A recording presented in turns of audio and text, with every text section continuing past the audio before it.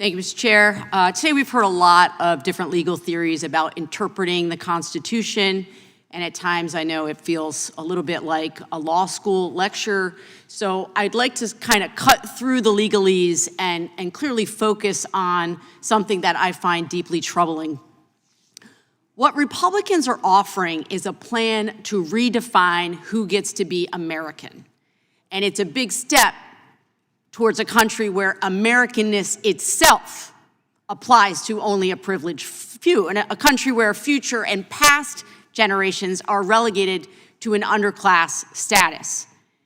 They're trying to stake out who is a real American, and it will leave a whole lot of people out. And this, I think, is a frightening road to go down. The arguments we've heard have been with us since our founding. As you pointed out, Professor Frost, the Dred Scott decision changed the common law understanding of birthright citizenship for all. It enabled slave owners to use the law to take away citizenship, to take away identity, to take away the freedom of Black people. The 14th Amendment and the Civil Rights Act of 1866 were a direct response to Dred Scott. The law grants citizenship to people born in this country, plain and simple. Yet here we are, over 150 years later, talking about how maybe the straightforward language of the law could possibly or should actually be used to deny citizenship for often people of color. Ms. Frost, did the framers of the 14th Amendment intend to extend birthright citizenship to the children of slaves and other non-citizens?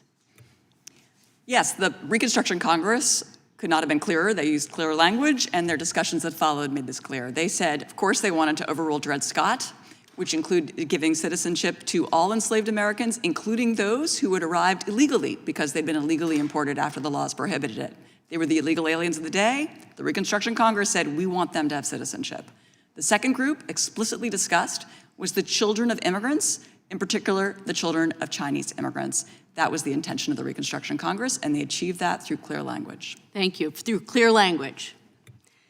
And citizenship was based on where you were born, correct? And not actually the identity of your parents. Of course. We are a country that doesn't visit the sins of the father on the child. We believe in the idea that all people born are equally American because they are born in the United States.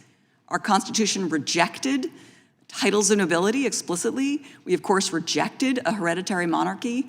America is about birthplace. It's not about ancestry or lineage. So is it safe to say that the 14th Amendment enshrined citizenship for an entire class of people and their ancestors?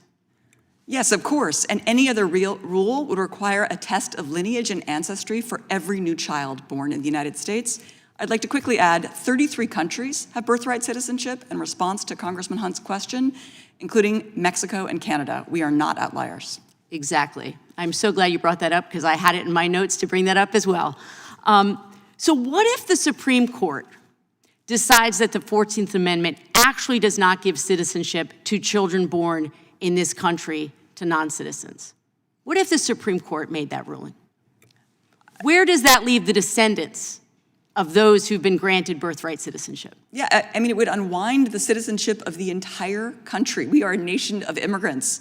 A very significant majority of us trace back, really other than Native Americans, trace back our lineage to an immigrant, parent, grandparent. 5% of our military are the children of immigrants. Now, all of us, when we have a baby, the first thing we'd have to do is produce proof of our citizenship. Imagine a generation from now. It wouldn't be good enough to show your own birth certificate. You'd have to show the lineage. This is exactly what the Reconstruction Congress wanted to prevent, and it's exactly the result that Dred Scott wanted. I appreciate that so much. So let's follow this logic. Say a person's grandparents came to this country from Central Europe in the 19th century. An investigation reveals that those grandparents used false pretenses or false names at Ellis Island. Does that mean, based on what my colleagues would be saying today, that the present-day descendants of those grandparents are not citizens?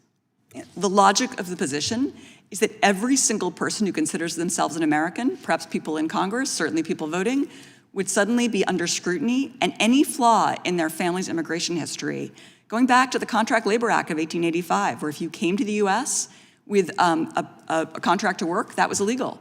Many people violated that law in 1885.